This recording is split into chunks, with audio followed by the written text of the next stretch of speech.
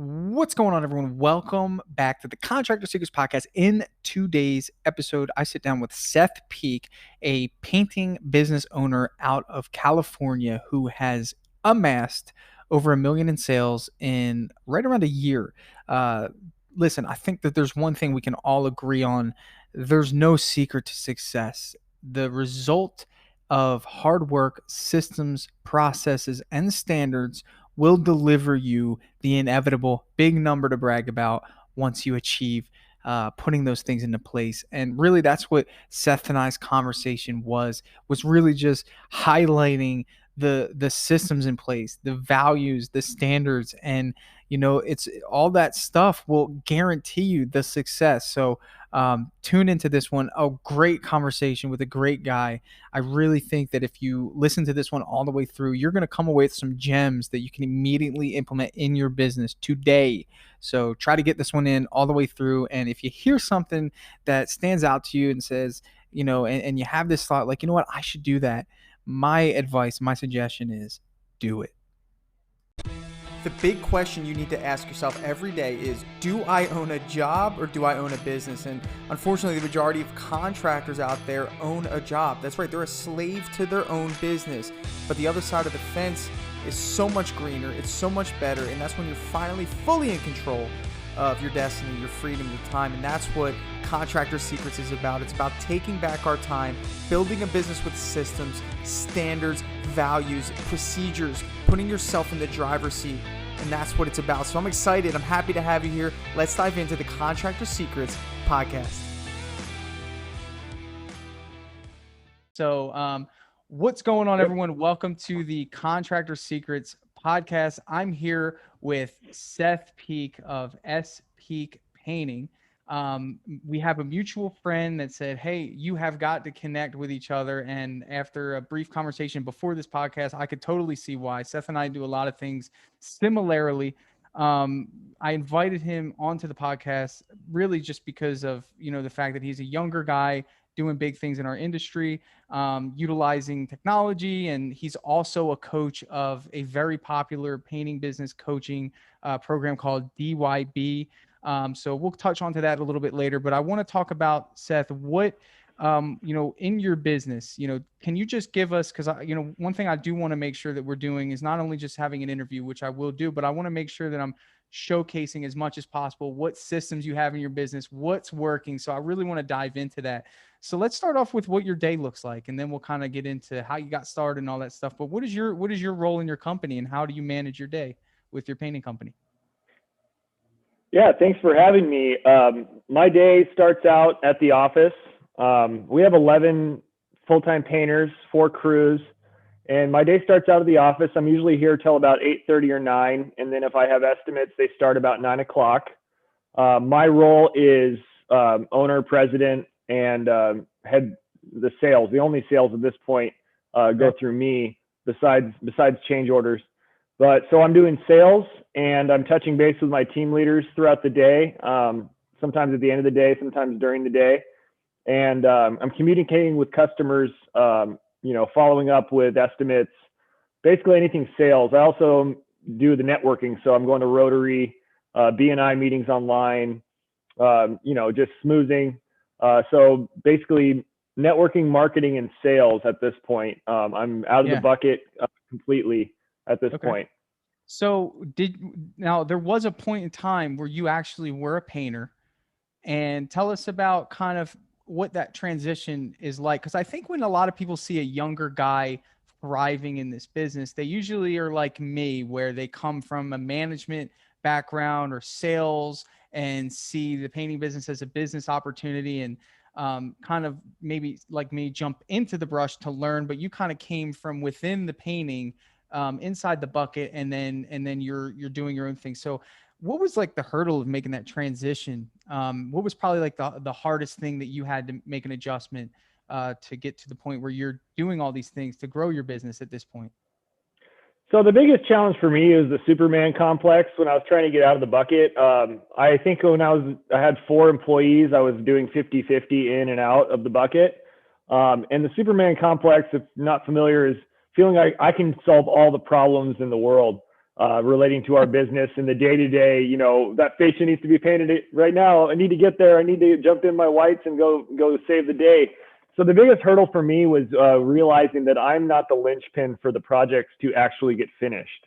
Okay. I set my guys up to succeed and support them that way. So my biggest hurdle was having to learn how to time block. When I was half and half in and out of the bucket, I had to be clear parameters, like from noon to 4, Monday, Wednesday, Friday, I am not painting. I'm changing my clothes. Yeah. So I had to set my clear parameters of when I was going to do it and when I wasn't going to do it. And that transitioned out. So as I hired more, eventually it was easier for me to say, like, okay, I only paint Monday afternoons to train somebody how to do something, or Friday mornings, or whatever it is. I had clear defined times when I was going to do it, and they were non-negotiable. I had to learn to say, project's going to go a little bit longer to the customer because, X, Y, and Z, and not feel like I need to rush to get there and, put panic mode on my guys to get a job done. And it doesn't serve anybody well doing it that way. So time blocking was key. So you set these parameters, essentially these rules that you had, where you would even compromise getting a job done that you could finish if you were there, to keep the system's integrity. Yes. Because if I show up in a panic mode to get a job done, it teaches my guys that they can call me. They can rely on you. I like that. Yeah. They're like, Seth will come and fix this. So in turn, when they go over on their hours on a job because of X, Y, and Z, I use that as a coaching time for them to figure out how we can do it differently. Did I estimate something wrong? Did they not do a process in the right order to where they were set up to succeed at the end of the day with what they were supposed to do? So right. Being over on hours is a coaching opportunity for myself and my guys. Yeah, absolutely. And one of the things that I'll say is that there was that, I would call it like an incubator phase stage in your business where you were part-time painter and then part-time salesperson, networker, business owner, administrator. And eventually what you did was essentially you started just slowly delegating responsibility. Do you find that you are at a place in your business now where it might be, hard for you to transition to the next level? And now this is for the guys that are listening, in terms of like, they obviously know that being in the brush is not what you want to do as a business owner. They've transitioned out of that. At what stage do you feel like that sales role that occupies a majority of your time, do you foresee that being something that you're going to hold on to for a while? Or is this something that you're thinking that you may want to free yourself from as well, to maybe focus on maybe growing the teams or networking or another area? Because that's always a hard one to let go. It really is. I love the sales side of things. It's one of my favorite things to do is meet with customers. So I don't foresee myself not being in sales, but there's going to come a time when, for instance, in 2020, leading into 2021, I sold $1 million in signed contracts, and a lot of those jobs we're going to be doing in 2021. And nice. So there comes a time where I can foresee myself selling 1.2 to 1.5 this year. But I can't do it past that. And I don't know if I necessarily want to be running 10 estimates a day. 10 estimates a day. I think 4 is kind of my cap in order to provide good service. So as we grow, if we're going to grow past 1.5 in the next year or two, I'm going to have to explore another sales role, which might be one of my lead painters, taking on part-time sales, managing a few estimates a week, but we'll see how it goes. We'll see how it unfolds. Yeah. Sure. But the next level for me, being that I've kind of frameworked my job now to be sales, marketing, and networking, it's really pushing me to train my guys more on the actual running of the management of the jobs themselves. Yeah. And so giving them that authority on site. Yeah. To make decisions. I think that's we've already one quick thing to add to that. We've already kind of started to train the team leads on how to sell. So the additional work orders that they do, they're basically selling change orders to the customer. And so they're learning how to price and how to add, gallons and how to estimate that way for smaller ticket items, like adding a front door or adding baseboard or whatever it is. So they've taken over the role of change order estimating. So that's a good first step. So that's a good topic of conversation. What's the reward for them in that regard? So currently, we don't have a framework in place for the reward. Something we're working on. We've literally been training the guys to do this for about a month. So it's nascency, and they know that we're working on figuring out a system. I've heard people say 5% gross on the change order, 10% gross on the change order as like a commission. But we're working that out and trying to see what the best incentive would be. Sure. Absolutely. And I think it's also, it just creates that, that atmosphere of contribution. I think we've all had guys, and I'll be honest, I don't have a commission structure, because there's a little bit of a balance that I may want to be avoiding, is that, like, I don't want that to be such a high commission that, number one, it outweighs their wage. Because if they're pushing to sell things to a customer that has already purchased from us, it could create sort of like that atmosphere of, what I mean, like that sales atmosphere, which I don't prefer. I mean, and also I feel like if we missed it, that kind of falls on us. Unless it's something that comes up that we mention to the customer, and after them seeing the work and saying, what, I think I should do that, and then there could be this little bit of spirit of competition of, wait, I mentioned that to her and I mentioned that to her. So I think about all these things, and I'm like, what? I'm personally willing to let go of this potential business that I missed. I'll take the loss on that, because I'm kind of afraid that it would create this little bit of a competition within the work environment that I personally feel like I like to avoid altogether. What do you think about that? Well, the team leads are ultimately the ones that engage the customer in any sort of change order. So any of their crew leaders or crews, we operate 2 to 3 guys. So there's usually one guy beneath them or two. And so we squash that competition idea between the team itself by being clear and saying the team leader is the go-to of communicator between the customer and me. Okay. And so anything that, they're in a position that was awarded them based on their merits. So any sort of spoils they get from their position is not a secret. It wouldn't be a secret to somebody else. Yeah. And it shows that once you become a team leader, the extra. You have that. Yeah.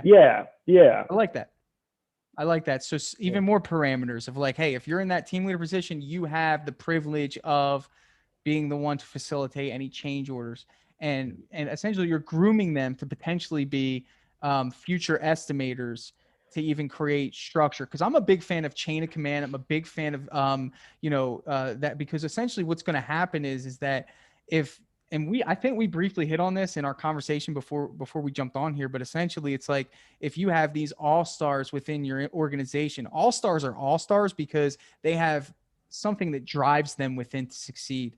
Now, yes, there's intangible things that you can provide in terms of, a great atmosphere and all that stuff, but there's a certain level of financial increase that motivated people want. Now, they can either find it somewhere else or they can find it within your organization. And if you're lackadaisical or kind of have your foot off the gas in terms of creating that opportunity, then you're at the mercy of potentially allowing some of these people to move on, not because they don't like you, not because you're not a great place to work, but essentially if they want to level up in their life in the same way that they show you they want to level up in their business, then you leave them with really no choice but to find somewhere that helps align them with their personal goals, a nicer house, the goals that you and I have as business owners, a nice place to live, maybe a nicer car, and all these things that humans naturally want. So building those systems within is so valuable, man.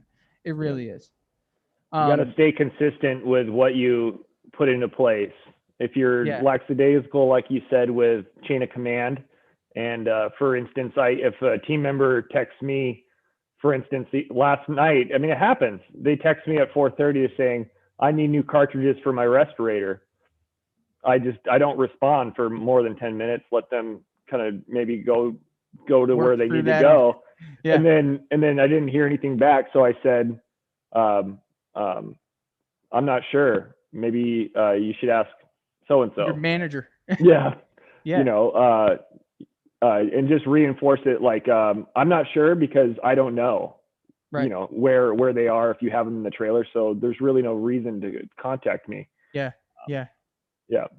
And I worked for, and you know, when I worked for a restaurant, I was that team member. I was the one that kept asking the owner and circumventing the leadership within the organization, because the owner enabled me to do that by responding, by giving me the answers I need. Because if I want to do my job well, and I need something to do my job well, because I'm trying to do my job well. It's not that that person is a bad person, or he just wants to do his job well and knows that if he needs something, I've been trained in my restaurant that the manager doesn't have the answers. I have to go to the owner. And what that's doing by default is just putting more responsibility on the owner's plate, because he didn't do a good job of setting those barriers. Is that kind of where you're going? And exactly, well, I know it is, but just to paraphrase, is that essentially what you're saying?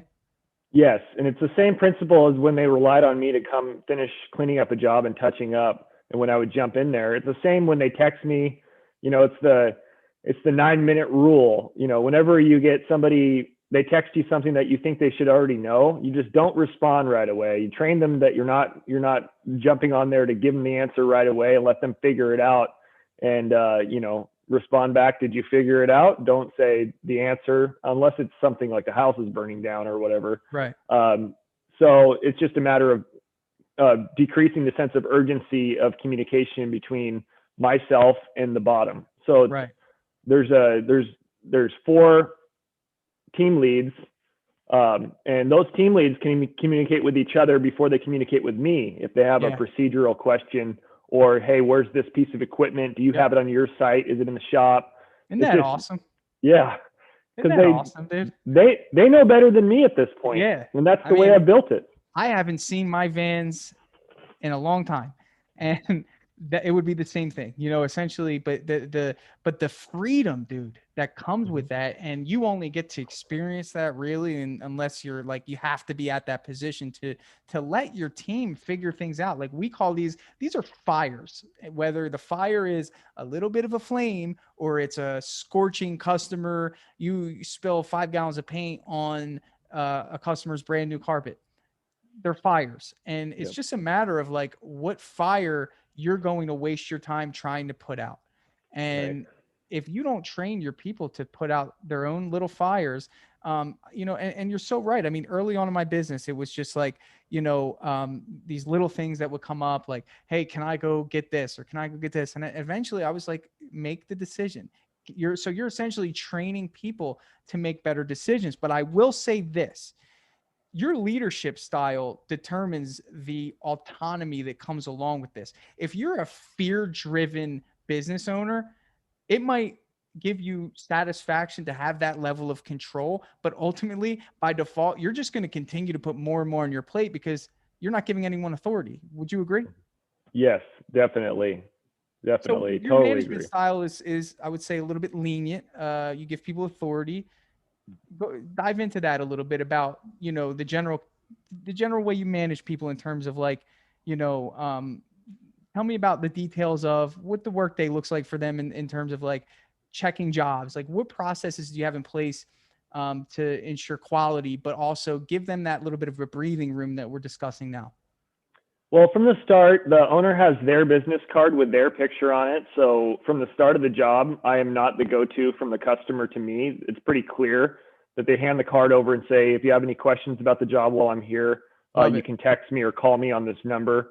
And it has a picture on it so that the customer visually says, okay, this is the one in charge. I see his face, you know. And so I don't get many calls anymore from customers during the job unless it's a random thing. So the guys are in charge of their job from the start.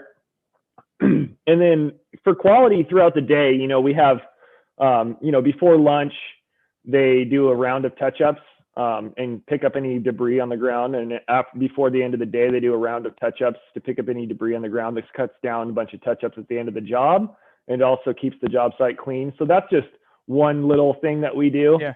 That was a crucial time suck at the end of the job, was touch-ups. So now we incorporate it twice a day during the course of the project.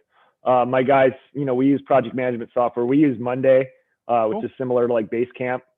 And so each group, each team leader has their list of the next 5 jobs coming up, or more or less, or whatever it is. And so they have the customer's contact number, their name, the address, the work orders are uploaded, preloaded there. So they see the upcoming job, and they can call the customer the week before and say, "Hey, I'm Travis. I'm going to be your team lead on your project. Love that. Letting you know that we're going to be there next week, probably between Wednesday and Friday at some point. I'll let you know next week." Let's stop there because I don't want you to go too far. I want to hit on that. Picture, just being the homeowner in that situation. Invaluable. We've already hit them with a very nice price. We've probably convinced them that it's worth paying. And then we come around with this phenomenal experience. Like, she's on the phone, like, hello. And then, "Hey, this is Joe from S.Peek Painting. I'm your team lead. I'll be there in 2 weeks. I just wanted to introduce myself." Yep. And she's looking at her husband, like, with her mouth wide open, right? Like, can you believe this? She's probably referring you before you even get started. Yeah. Like, I love that, dude. I just think that that's so cool to incorporate the personalities of the people you hired. And it helps you sell the jobs like so confidently, doesn't it? When you just know that like these guys are just going to deliver. Yeah. And, customer experience is number one, before quality. We can do a quality job and have terrible customer experience, and they'll be happy with the paint job, but they're not going to be stoked on the guys and the crew. Yeah. So communication is like number one for us, leading up to the job and during the job. So, keeping them in the loop every day, have the team lead at the end of the day. If the customer's not home, send them a text or give them a phone call saying, "Hey, we finished the ceilings. You're free to use the kitchen. We'll be back tomorrow to work on the walls." Just stuff like that throughout the project. We get a lot of feedback, and even in our reviews on Google and whatnot, that communication and just working with us is very seamless. Dude, we have such an advantage, unfortunately, because the bar is so low. True. That like anything that you do in excess of what you were paid to do, anything makes you look like a hero in this business. Would you agree? Yes, definitely. The bar is really low. The bar is so low, and I kind of like it. It's fine because I don't just do the bare minimum above the bar. I like to blow the bar away to where it's just not even it's not even a conversation. And it's quite sad because it shouldn't be that way, but the situation is what it is. There's one thing that we love to do on interiors that just make people like really enjoy working with us, is that we will paint their master bedroom top to bottom first. Yes. Is that a little inconvenient? Normally, before I really thought about this, I used to do ceilings and trim first, like it's a new construction job. But how uncomfortable is that for somebody that next day? Very. So our standard is, if we're doing a full interior, you have got to get the master bedroom and the master bathroom done top to bottom, ceilings, walls, trim, doors on the first day. And the feedback that we get from that is so worth whatever the additional couple hours are, that throws us off course. So I feel you on that for sure. Yep. That's a good strategy for sure. Yeah. Yeah. It's just one of those things, man, that even me as a homeowner would appreciate. Now I have a place to like sleep in that first day, and it takes off that pressure of like the halfway done job, right? So they're seeing something complete. And I don't care who you are, like whenever if you're getting someone to build you a website, or if you're doing something, like, you want that end result, like the payment has been made. So anytime you give a big chunk of money without getting something immediately in return, the way that our minds work right now in terms of like instant gratification, there's this like period of like holding the breath. And I think that, and I pay attention to this stuff. I'm real deep into just like understanding the dynamics of customer interaction, all this stuff. I love it because I really just want to exceed expectations. And that is one thing that does it. So let's pivot again here, because I know that you're a business coach with DYB. one thing that I've heard really, really good things about with that program is the masterminds. I know that you lead a mastermind. Tell me a little bit about what could be expected of somebody that joins a mastermind, because essentially what the goal of a mastermind would be is obviously like-minded individuals, but you will occur, on occurrence run into people at different stages of their business. So I would say the vast majority of people that listen to me still carry that brush. So let's Mhm. talk about what the mastermind is about, and kind of just some pieces of advice that you would give to somebody really just trying to get out of that first stage, man. Yeah, so the masterminds with DYB are, between 5 and 10 painting contractors. It's a painting contractor centric coaching program. So everybody's in the same trade, and it's an opportunity for us to jump on a Zoom call and all just dive deep into what each person needs to focus on that week, what they're looking at changing in their business, how they're looking at implement a policy or procedure, an issue they're having with maybe their staff or a customer. So it's a Zoom call that is every other week, and then we have a group me chat throughout the rest of the time where you can bounce ideas off each other. It's a hive mind of other painting contractors to help each other get to where they're going. And now masterminds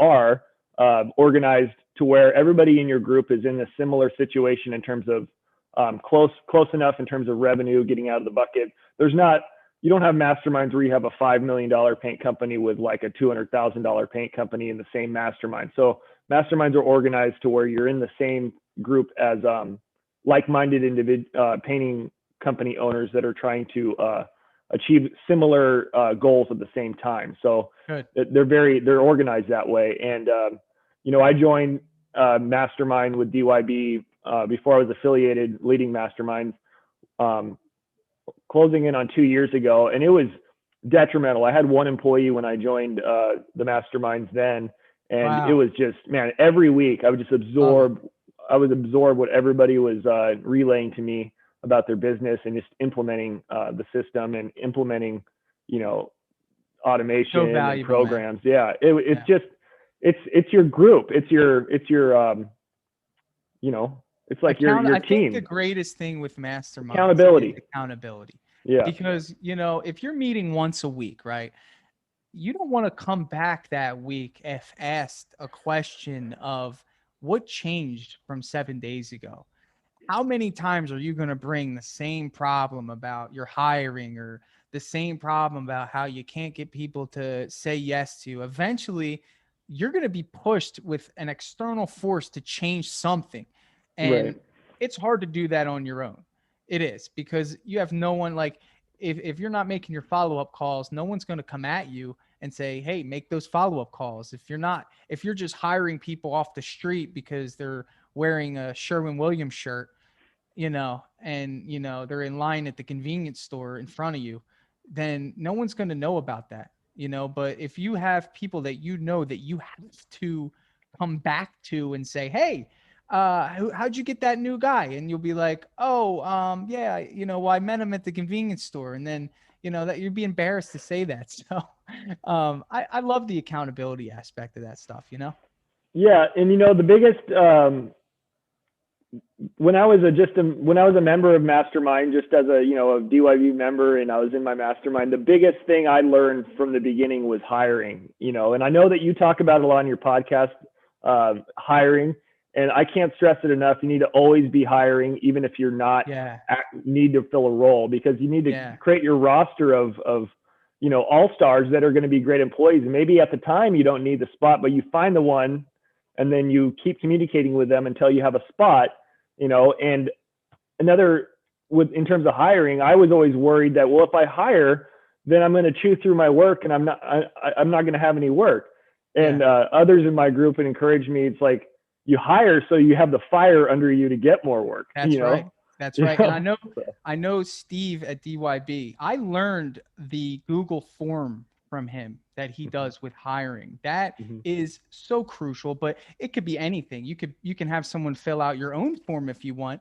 But essentially, like the way that I really, I know that they're big about that. And that really helped me with my foundation of my business, because your business, and I say this a lot, this is like one of my greatest things. We are expected to paint. If you call a painting company, you're expecting to get a good job done. But the differences between everything else is the labor, it's the experience, it's the people that are doing the painting. So why not invest as much time as you can of building that foundation, Mm-hmm. and that, to me, like, if you get that hiring process down, you will be successful. And I think, was that the major difference maker for you? I mean, you said you went in with one employee. Was hiring and focusing on hiring one of your greatest, I would say, the catapult to your success? You told me you just sold 1 million and you went from one employee to 1 million within 2 years, probably even a little bit shorter. Was that a huge part? Yeah, I mean that is the huge part. For me, the selling aspect and the communication customer and winning people over and making the sale is easy. That's not a problem I have. My personality, if you're familiar with like personality tests and whatnot, I'm a very outgoing person. I'm a high I on the DISC profile. I'm outgoing, but I don't discipline well, and I don't details are not my I strong think suit. me So and you having have that. I think we're the same. I don't I discipline. have to I have to have systems in place to do Yeah. anything that's hard for me. If I don't have a system in place, it's not getting done. So hiring was like, I'm going to be running an ad on every platform all the time. And so, I have a Craigslist ad. I can fire up Indeed when I need to, Facebook Marketplace hiring ad. And you just basically, you're always running ads and you're always looking for Doesn't people. And that give you confidence when I know that you've had to fire somebody? You're not oh yeah, okay. So doesn't that yesterday, give you, what'd you say, yesterday? yesterday. Doesn't that give you confidence though? Because I think that there's some people that actually let people overstay their welcome in their business. And because they don't have that hiring system in place, they're apprehensive to let that people go and let them keep sucking energy out of their business because they're not confident that they'll find somebody to replace them. Would you Mm-hmm. agree? Oh yeah, definitely. It's having that roster of good leads. I think I have 4 guys on my roster that I could call, and potentially one of them is going to say, "Yeah, I want a job." And just having that backup for when you need to. Like, I had to let the guy go yesterday, and it just wasn't working out. It was this 90-day probation, and it just wasn't working out. So I had to let him go. And you have to take the mindset of you're 90 building a day. Did team. everyone catch that? You went too fast. 90-day probation systems. Yeah, 90-day Systems. probation based on their work performance and attendance and whatever else, Love it. Love and it.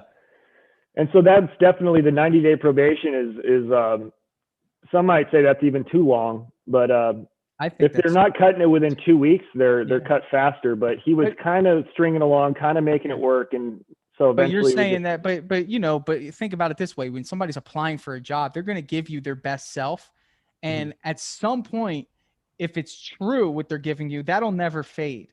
If what they're giving you is a fabrication of their values, a fabrication of their standards, 90 days is enough time to see who you're yeah, really getting.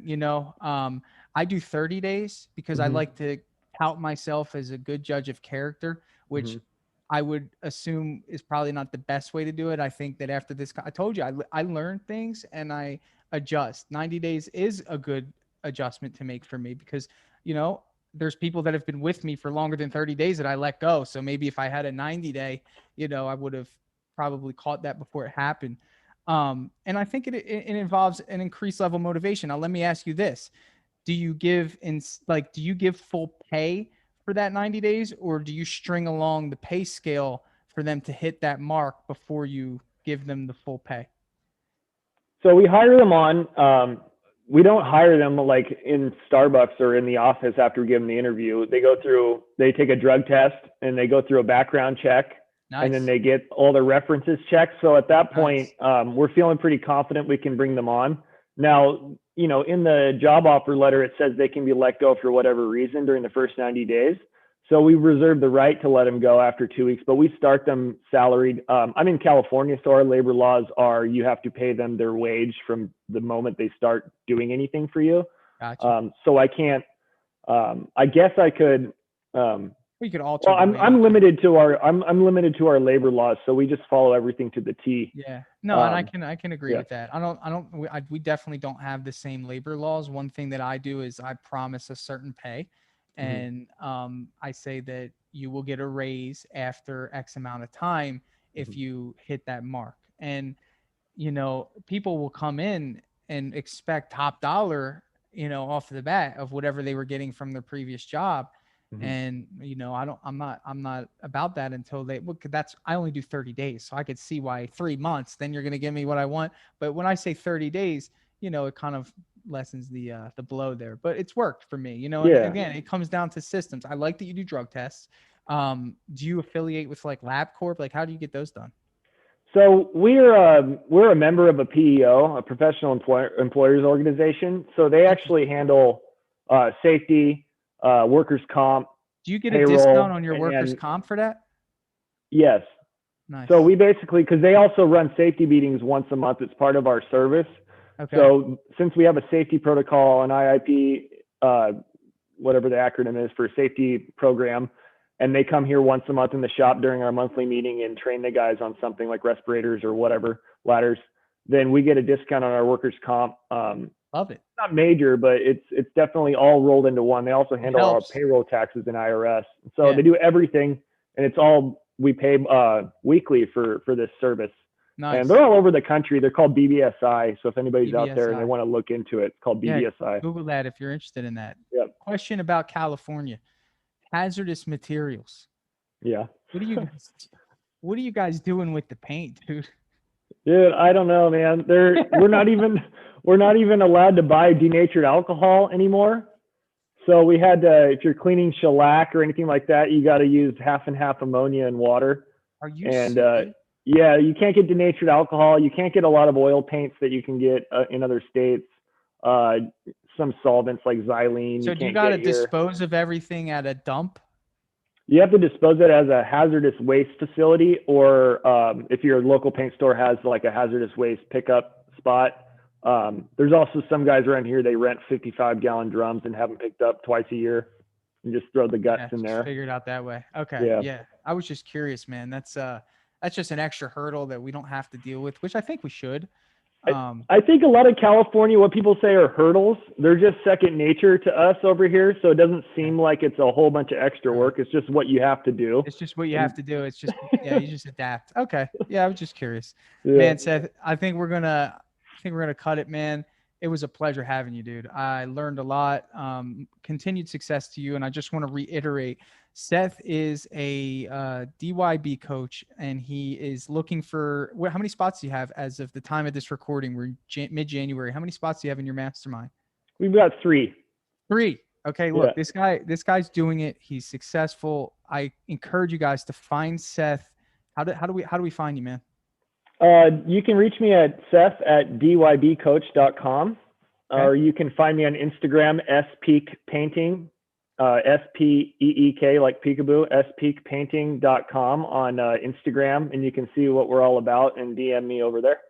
Yeah, full endorsement this way, man. I definitely know you're going to fill those spots after people listen to this. Jump in with Seth, at least hit him up, see what it entails. I'm sure you'll do a free kind of like consultation before somebody signs up, right?